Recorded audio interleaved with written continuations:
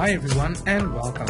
In today's lesson we are looking at equations that contain the sine and the cosine functions when they have equal angles. Now we want to determine the general solution. Now when you are asked to determine the general solution, we are going to solve for the missing angle. In other words, we have a trigonometric equation. The general solution also means the following. We don't know how many times we're going around our Cartesian plane. So we don't know how many revolutions. So we have to take that into account in our final answer. And I'll show you that a little bit later on. Now here's the example. We are given 3 sine theta plus 4 cosine theta equals 0. Now, the first thing that you have to identify is that this equation contains the sine function and the cosine function, and more importantly, they have the same angle. Now, when we have an equation that contains a sine and a cosine function that has the same angle, and I said that twice because it's so important, we are going to make use of the quotient identity a little bit later on. So let me show you. So we're going to take this cosine term and we're going to move it to the other side. And then we have 3 sine theta is equal to minus 4 cosine theta. Then we're going to take this coefficient and we're going to divide with it on this side, and we're going to take this cosine theta and divide with it on that side. And then we end up with sine theta divided by the cosine theta is equal to, and then we have this minus 4 and we divide it with that 3, so we have minus 4 over 3. Okay, there we go. So now you can see on this left side that here we have the quotient identity. So this sine theta divided by the cosine theta gives us the tangent theta, and it's equal to minus 4 over 3. Now, this part should not be unfamiliar to you because we did this in our previous lesson. So we're going to solve for theta by taking this tangent as its inverse to the other side. And then we end up with theta equals the tangent to the power of minus 1. And then look at this. We take this ratio and we put it in brackets.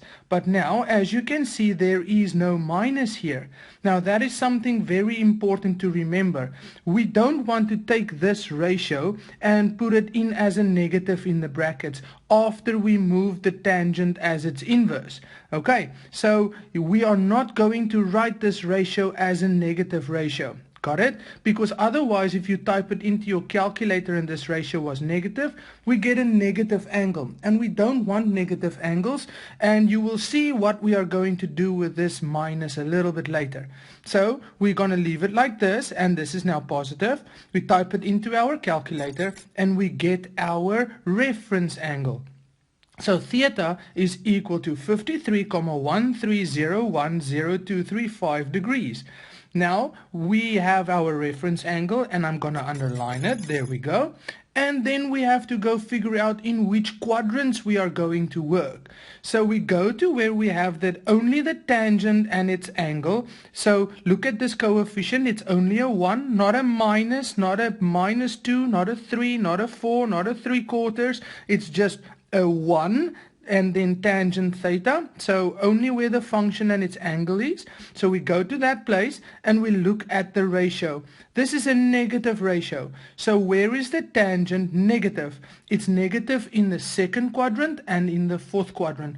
So we are going to work in the second and the fourth quadrant.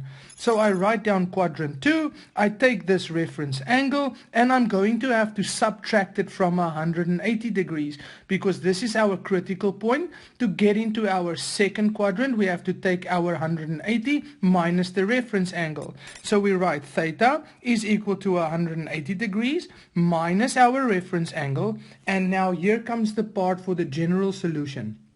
Because we do not know how many times we are going around, we have to plus 180 degrees times k.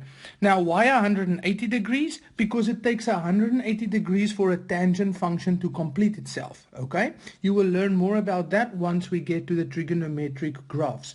And then, what is this k? This k is an integer that tells us how many times we are going around, okay?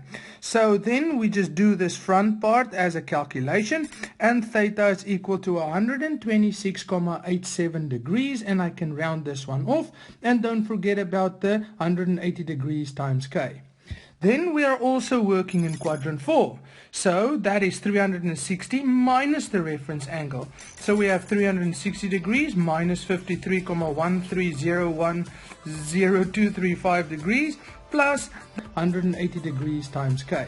And then we do this front part and we end up with theta is equal to 306,87 degrees plus 180 degrees times k. And there we go. This is our general solution. See you again next time. Bye.